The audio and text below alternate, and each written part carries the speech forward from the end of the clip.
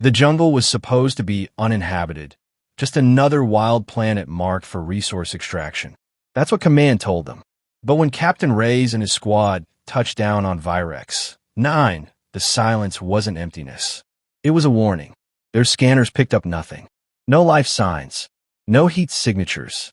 Only dense foliage, thicker than any known ecosystem. Within minutes, Sergeant Kale vanished. No scream. No trace. Just gone. And then the shadows moved. They weren't alone. Figures emerged, cloaked in camouflage that bent light, moving with predatory grace. Eyes like burning coals. Weapons fused with nature. These weren't rebels. These weren't beasts. These were the jungle elite forces. Warriors who didn't just survive the wild, they ruled it. By the time Reyes gave the retreat order, half his team was already down. The hunters had become the hunted. And for the first time in galactic history, the Empire's finest knew fear. The dropship broke atmosphere with a low hum, shaking dust off its carbon-black hull as it sliced through Virex 9's cloud belt. Captain Reyes stood at the viewport, arms crossed behind his back, staring into the green abyss below.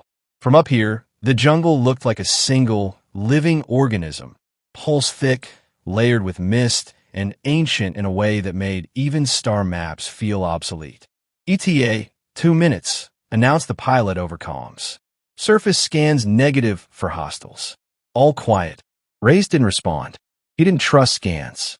Not on a dead world that wasn't supposed to have a jungle to begin with. Behind him, the squad tightened armor seals and ran weapon diagnostics. 10 of them, elite tier, handpicked from across the galactic forces.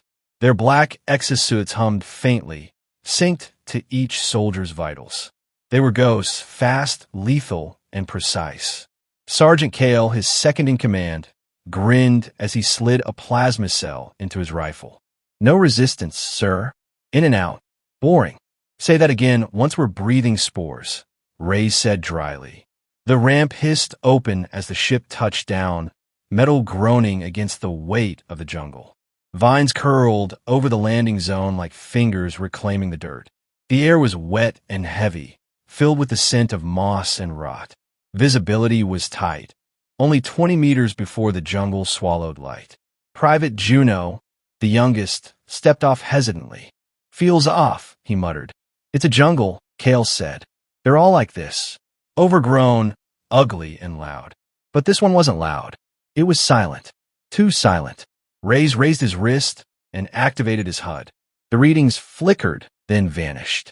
Comms, GPS, thermal, offline, he muttered. Text being scrambled. Could be magnetic anomalies, Kale offered. Could be worse, Reyes replied. They moved in formation, 2 columns, eyes scanning constantly. The underbrush was thick, but the path was oddly clear, as if something had already moved through and pushed nature aside. Fenn, the medic, kept glancing at her scanner, frustrated. No bio signs, but I swear something's moving out there. 2 hours in, they reached what was marked as Sector Blue, the proposed site for a forward operating base. There was nothing but trees and fog. No signs of fauna. No birds. Not even insects. Kale crouched and poked the ground. This moss is fresh. Whatever's growing here, it's doing it fast. Soil's still wet from the drop beacon. We're the first ones here. Unless someone beat us, Reyes said, and didn't tell Command. Juno stayed close to the rear, flinching every time a leaf brushed his shoulder. Sir, he whispered, permission to switch to live rounds? You're not on training rounds. Oh, I thought. Keep your eyes forward, soldier. They pushed deeper into the foliage. It was Kale who noticed first. He raised a fist. The team halted. On the trunk of a massive tree ahead, something had been carved, jagged, deep, and deliberate. Not a word. A symbol. Circular, with slashes through the center. Fenn photographed it. No known match in the database, she said. Doesn't look native. Kale narrowed his eyes. Could be tribal. Pirates. Or... The jungle answered before he could finish. A high-pitched screech echoed across the canopy, like metal tearing, followed by absolute silence. Contact, barked Reyes. They formed a perimeter, rifles aimed in every direction. But nothing came. Reyes took a step forward and noticed something in the dirt. A drag mark. Deep grooves. He followed it 10 meters to a pile of torn fabric and shredded plating. Kale's armor. Only the chest plate remained, bent and blackened. No blood. No body. He turned slowly, scanning the trees. Kale, he called. Nothing. Did anyone hear anything? Juno's voice cracked. No gunfire. No scream. He was right behind me. Ray's grabbed his shoulder. Breathe. I didn't see. I didn't hear. Breathe. Lynn, the squad's comms expert, swore under her breath. Something's jamming us hard. Even short range dead. Finn knelt by the remains. The damage is surgical. Whoever did this wasn't just strong. They were trained. Juno backed up. We're not alone out here. No, Ray said quietly. We're not. They moved again, faster this time, scanning trees, underbrush, even the canopy above. The jungle seemed to close in tighter, vines dangling like nooses, roots curling like fingers across their path. The deeper they went, the more unnatural it felt. An hour passed. Then two. No sign of Kale. No sign of life. And then it happened again. Private Lauren disappeared mid-step. 1 second walking beside Juno, the next gone. No noise. No struggle. Just absence. Backtrack. Ray's ordered. Find him. But all they found was a smear of blood across a leaf, 30 feet up. How the hell? Lynn whispered. Ray's jaw tightened. They're using vertical advantage. Tree dwellers? Or worse? Juno began to shake. What are we dealing with? They're watching us, Finn said. Not watching, Ray's corrected. Studying. The squad pushed forward into a clearing surrounded by towering trees that formed a perfect circle. At the center was a pool, calm, black, and mirror still. Ray's scanned the perimeter. Defensive hold. Full circle. Juno's voice was a whisper now. They're hurting us. Ray's glanced at him. Explain. The clear paths. The drag marks. The silence. The pool. What about the pool? It's the only open space for a kilometer. They want us here. A beat passed. Then Finn's scanner flared red. Movement, she said. Every direction. Fast. Surrounding us. Ray's lifted his rifle. Positions. Then he saw it. Only for a second. A shape moved between the vines, cloaked in moss, its form almost invisible. But the eyes, burning orange, predatory, intelligent. Not beast. Not machine. Soldier. Open fire. Ray's yelled. The clearing exploded in muzzle flashes and plasma bursts, lighting up the jungle in stuttering blue and red. But they hit nothing. Only leaves, trees, shadows. And then the lasers turned on. Green dots, dozens, landed on every member of the squad. Chest, forehead, throat. No sound. No commands. Just targets painted. And then nothing. The dots vanished. Silence returned. Ray's heartbeat thundered in his ears. He lowered his rifle slowly. They could have killed us, Finn said. They wanted us to know they could. Ray's replied. Juno looked up, face pale. Then why didn't they? Ray's eyes swept the tree line. To make us afraid. Behind them, something shifted barely audible, like breathing from the dark. And in that breathless moment, the hunters understood. They weren't alone, and they weren't in control. The jungle had eyes, and its elite had chosen their prey. The jungle didn't sleep. It loomed. Captain Ray stood guard while the rest of the squad formed a tight circle around the clearing, backs to one another, weapons at the ready. The pool of water they had stumbled upon lay untouched at the center, reflecting the dim canopy above. It was too quiet. Even the wind seemed to have retreated. Rest in shifts, Ray's ordered. Two awake at all times. No lights, no tech.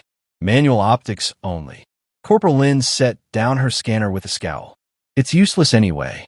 Everything's still jammed. Exactly why we stick to low-tech protocols, Ray said.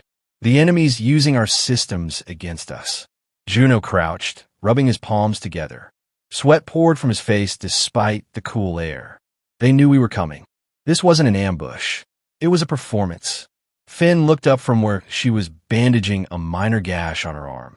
What kind of force plays with its prey instead of killing it? The kind that knows it doesn't need to hurry, Ray's answered. Suddenly, a single tone pinged through Lynn's headset. She ripped it off instantly, clutching her ears. What was that? Finn asked. Just one tone. Low, like a heartbeat, Lynn whispered. Then silence. They all knew better than to assume it was a glitch. They moved at first light, if the faint gray hue seeping through the canopy could be called that. Rays kept them tight, advancing along what passed for a ridgeline. The terrain was slick, the soil soft underfoot. Twice they passed trees with unfamiliar markings, similar to the first one, slashes carved deep in unnatural patterns. Maybe a code, Lynn offered.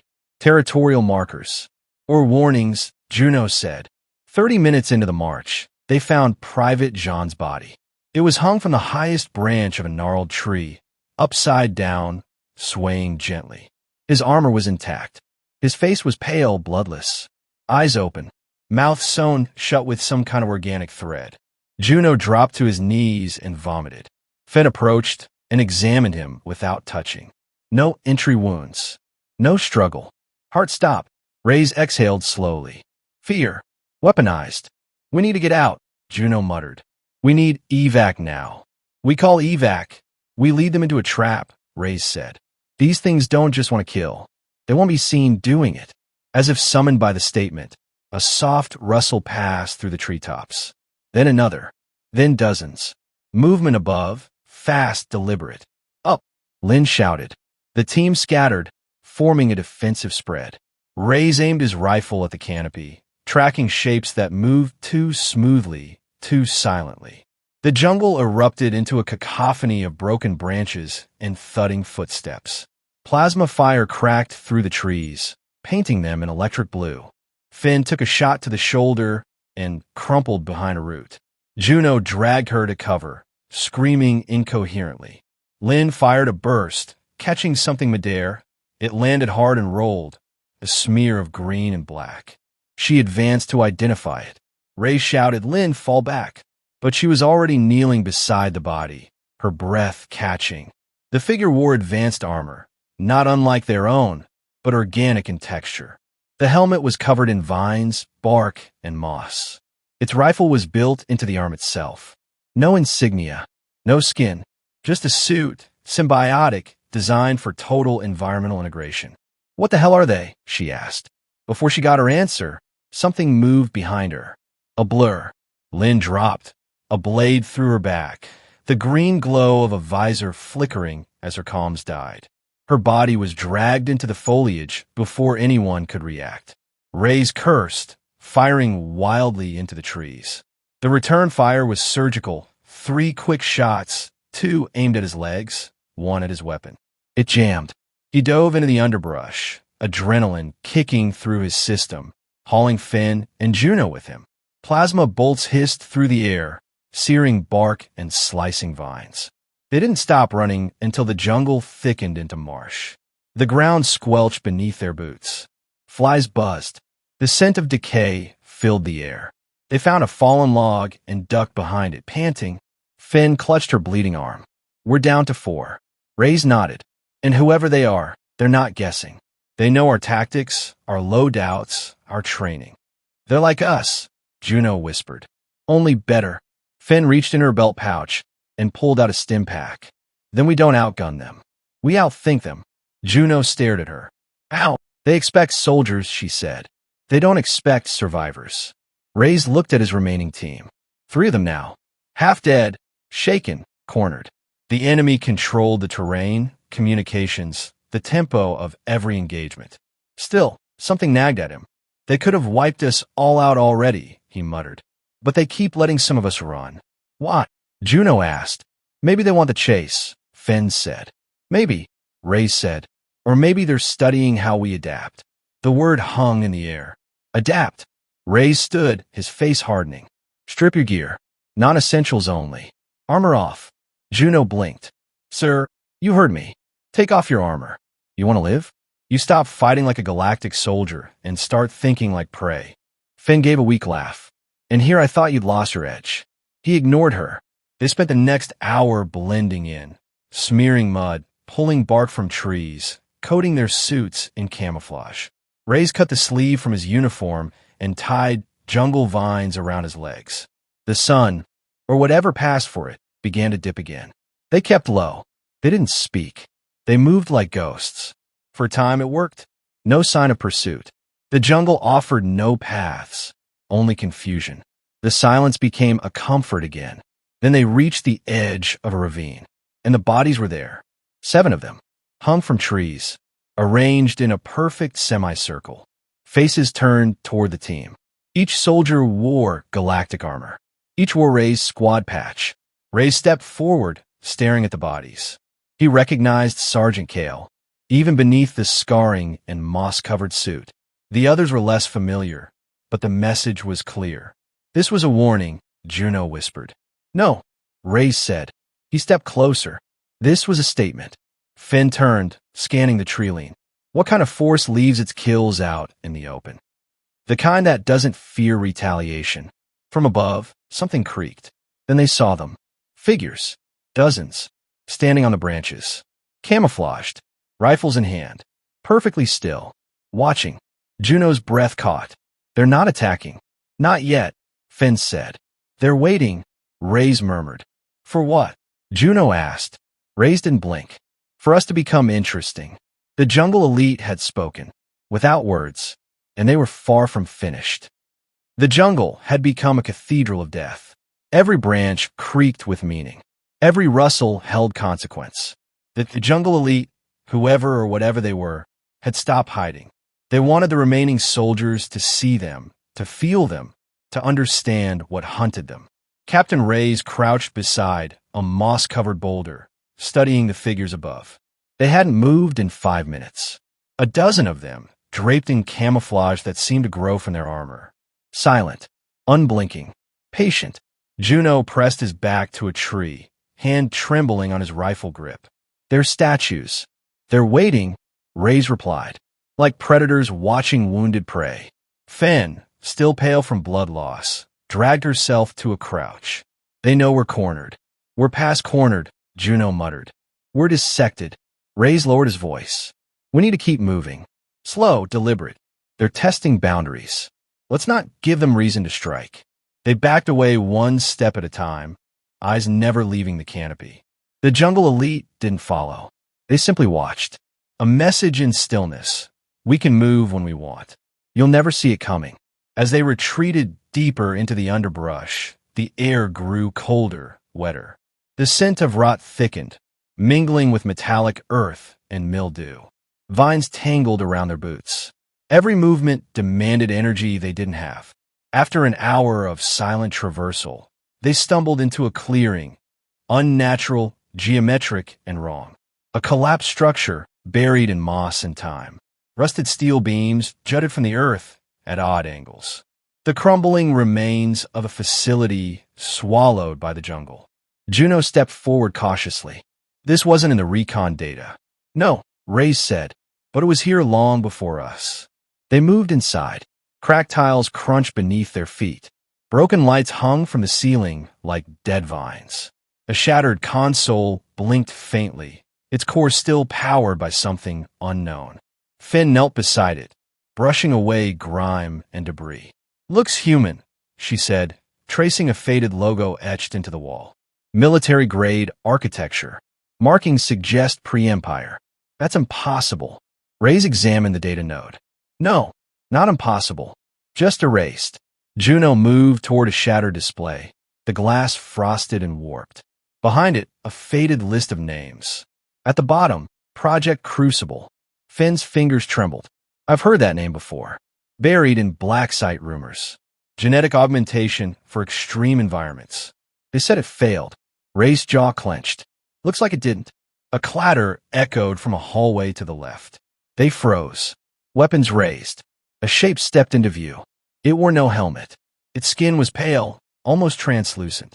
Its eyes glowed softly, unnaturally, not entirely human. Vines had grown into the seams of its armor, feeding it, anchoring it. It didn't speak. It only watched. Ray didn't shoot.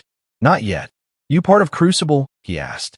The figure tilted its head slightly, like a wolf trying to decide if the sound it heard was prey or predator. We're not your enemy. Ray tried again. The figure blinked slowly, then turned and walked away, vanishing into the shadows like smoke dissipating. Juno exhaled shakily. He could have killed us. He didn't need to, Finn said. He wanted us to follow. They did. Down rusted halls and through rooms reclaimed by roots and vines. They reached a chamber at the facility's core, circular and vast. The walls were covered in growth, but behind it, screens, tanks, surgical beds. The remains of a lab. In the center stood a tall pod, cracked open. On its side, Elite Prototype 01, Major V. Kovacs. Ray stepped forward. Kovacs was my commanding officer. Finn looked at him. That's not possible. He died a decade ago. He was declared dead, on a mission that never made sense. Sent to a world that didn't exist on any real maps. No body, no transmission, just gone. The realization settled like ash in the room.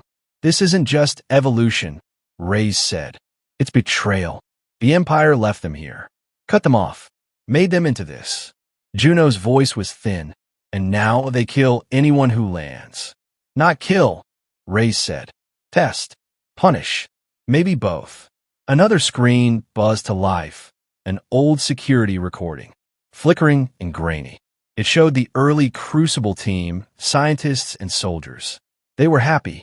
Then the feed jumped, screaming, fire, and shadows. The final frame showed Kovacs, bare-chested, eyes burning, standing over a console. Behind him, the first jungle elite were rising from their pods, vines coiling around their limbs as if welcoming them home. Finn turned away. We were never sent to scout this planet. We were sent to see if the ghosts still hunted. Reyes nodded grimly. We have our answers. A low rumble shook the ground. Dust fell from the ceiling. Then the lights died. Move, Reyes ordered. They burst from the lab, weapons raised. The jungle elite had surrounded the facility now. Dozens of them, silent as death, armor breathing with the rhythm of the forest. Their rifles were not aimed.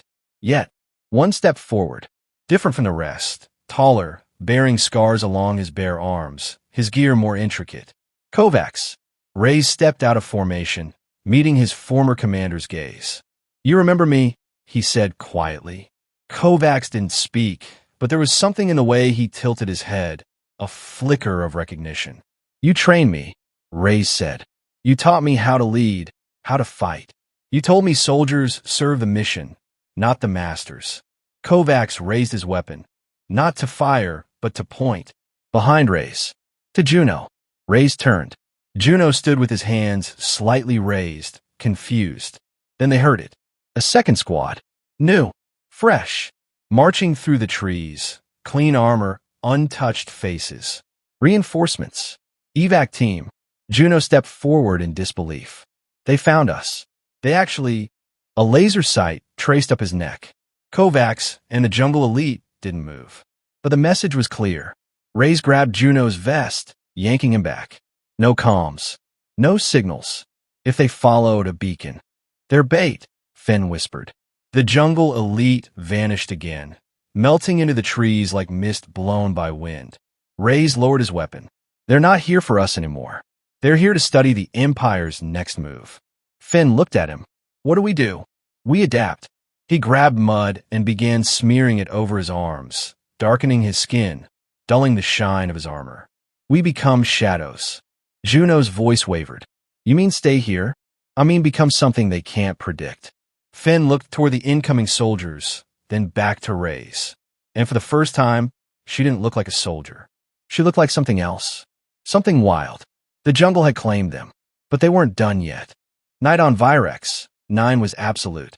No stars, no moons, just a thick veil of green-black darkness that clung to the skin and filled the lungs. The jungle whispered in frequencies just below hearing. Leaves shivered without wind. The earth seemed to pulse beneath their feet, like the heartbeat of a buried god. Captain Reyes knelt in the mud, motionless, camouflaged in shadow. He had shed the last of his synthetic gear. Only instinct and grit remained. Juno crouched nearby, face streaked in grime, no longer trembling. Finn sat cross-legged against a tree, her arm bandaged with a strip of jungle vine. Her breathing was shallow, but her eyes were wide open. Alert. They had watched the reinforcements arrive. 12 soldiers in gleaming armor, perfect formation, secure in their illusion of dominance. Just like Ray's squad had been. The jungle had watched them too. In the span of 5 minutes, 5 soldiers were gone, pulled into the dark by hands unseen. No gunfire, no resistance. One screamed, a short, choke sound, then nothing. The remaining evac team retreated, frantic, firing into shadows, shouting for extraction that would never come. Their signal beacon was already compromised. Scrambled, jammed, doomed. Ray's didn't move. He simply observed. They weren't his team. They weren't ready. They're making a point, Finn said, voice low, showing us the difference between adaptation and arrogance. They're showing us how war evolves, Ray's replied. The Empire sent steel and fire. The jungle responded with silence and precision. Juno shifted. So what are we now? Ray's looked at him. The next generation. They spent the night planting traps, not with tech, but with instinct. Spike pits disguised with leaf mats. Tension lines made of vine. Decoy trails marked with scent. No energy signals. No digital residue. It wasn't about killing the jungle elite. It was about being unpredictable. By morning, the jungle was a battlefield again. But this time, Ray's team had rewritten the rules. One elite stepped into a shallow trench lined with sharpened roots. It didn't kill him, but it slowed him. Finn finished the job with a hand-forged spear. They took a second by luring him into a tight canyon, where acoustics distorted movement. Ray struck from behind, jamming a salvage knife into the weak seam beneath the elite's shoulder guard. The armor convulsed, releasing steam and sap-like fluid. They buried the body, not out of respect, but to deny the enemy its own. Every kill felt like an exam. Every survival, a passing grade. The jungle elite didn't respond with rage. They responded with curiosity. The attack slowed. They began to observe again. Fewer engagements. More watchers in the trees. Ray suspected they were deciding. Evaluating. Night fell again. This time, the jungle didn't feel hostile. It felt watchful, like a teacher waiting to see if the student would stumble. Finn collapsed from fever. Her wound was worsening. Infection creeping. Ray sat with her through the night, listening to her shallow breathing, sharpening his blade on a rock. Juno didn't sleep either. He watched the tree lean, eyes hollow but alert. She's not going to make it, he said. She might. She's dying. She's adapting. Juno shook his head. You keep talking like this is some kind of rite of passage. It is, Ray said. Not everyone survives initiation. Finn stirred at dawn. I heard that, she rasped. I meant for you too. She smiled faintly. Then I guess I'm still in the game. But by midday, she couldn't walk. Ray's made a stretcher from branches and vines, and together with Juno, they carried her. Hours passed. The jungle grew denser, hotter. The trees seemed to lean closer, watching them breathe. Then just beyond a wall of thick ferns, they found it. A crater. Old, overgrown, but unmistakable. In the center stood a sleek black structure, not like the ruins before. This was active. Clean lines. Power humming faintly beneath its surface. Antennae reaching into the sky like spines. A relay station. Juno's eyes lit up. We can call for extraction. Ray's didn't answer. He stepped forward, scanning the perimeter. No signs of elite movement. Too easy. Still, they approached. Inside, the interface flickered to life. The controls were alien, but not incomprehensible. Ray's began the sequence. A single message. Coordinates. Names. Survival data. No request for rescue. Just a warning. Juno stared at him. You're not calling for help? No, Ray said. I'm telling them to stay away. That's suicide. It's respect. Before they could leave, the shadows moved. Kovacs stepped into the light. Alone. Unarmed. Ray stepped between him and the others, weapon lowered. Kovacs looked at Finn, then Juno, then finally at Ray's. The faintest nod passed between them. An acknowledgement. A decision. Kovacs extended his hand. Ray's didn't take it. Instead, he drew his blade and held it flat in both hands. Then he knelt, bowing his head. Behind Kovacs, more elites stepped into view. Not with rifles. Not in formation. They watched in silence. Finn whispered, What are you doing? Rays answered without turning. What they did before us. Choosing evolution over extinction. Kovacs turned and walked into the jungle. Slowly, purposefully, the others followed. Rays stood. We go with them. Juno hesitated. Why would they let us?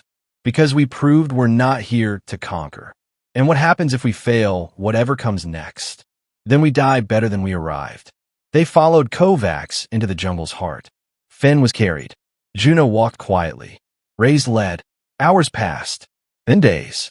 They didn't speak often. They didn't need to. The jungle taught in silence. They learned in blood. In time, the shadows no longer felt foreign. The sounds no longer startled. They began to move through the trees without disturbing the leaves. They stopped fearing the darkness and started using it. One night, Ray sat alone on a high branch, overlooking the jungle canopy. He held no weapon, no armor, just breath and thought. A quiet crackle echoed in his ear. His communicator, long dead, came to life. A voice, stuttering, static choked. Command. Captain Rays. Alpha Squad. Report. Coordinates received. Evac en route. He didn't respond. He removed the comm unit and dropped it into the foliage below. Juno climbed the branch beside him, silent. They're coming, he asked. They think they are. Juno looked out at the sea of green. What are we now? Rays didn't answer. The jungle did. Eyes blinked in the canopy. Not watching. Welcoming. They weren't prey anymore. They were home.